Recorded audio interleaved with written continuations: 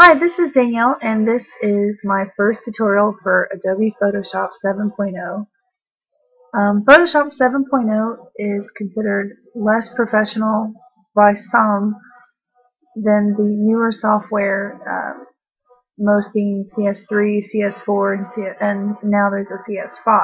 And really it can do anything you really wanted to do. It's just maybe a little bit less complicated and a little bit more simplified than the newer software. In this first tutorial, I wanted to do something that is a really cool effect, something a lot of people like, and it's really easy to do. And it's a black and white photo with a touch of color. In this one, I'm going to use one of my bridal shots. Go to the desktop and open it up.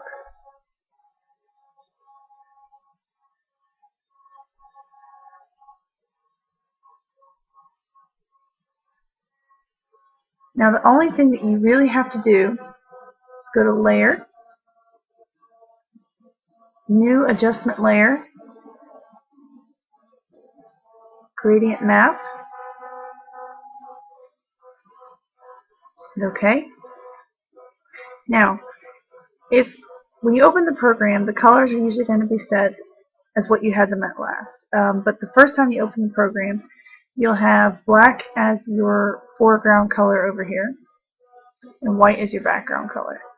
If your colors are not like that, you'll have to switch it. The only thing you really have to do for the gradient map is hit that little arrow. It drops down a bar, and the option is right there for you. Black fading into white. That's what you want. Click on that, and go over and click OK. Now, easiest step from here, go back, switch the colors to black as your foreground color. Select the paintbrush tool, and then you can modify the size or anything you want up here. I'm just kind of leaving it normal mode, kind of a decent size, 100% opacity, 100% flow. Now go down to the picture. Now in the original photo, the flowers were red, so by painting over it with a black brush, I reveal what was underneath the new layer.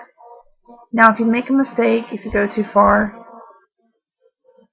all you have to do is switch it back to white, go back over it with the brush. This also makes it really easy. So you can take a big brush and paint broadly, and then you can, if you need to, size it down and get it just right.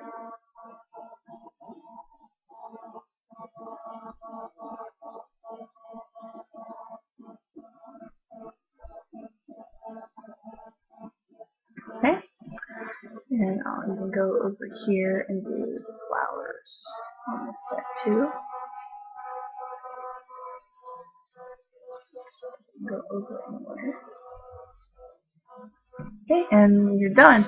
Now, once you have completed it, you've essentially you have two layers. This is painted on the top layer. So if you want to bring those two together and save it as a JPEG, you go back up to Layer, and you can go down here. You can either hit Merge Visible or Flatten Image. Either one's going to do what you need to do at this point. I usually just hit Merge Visible.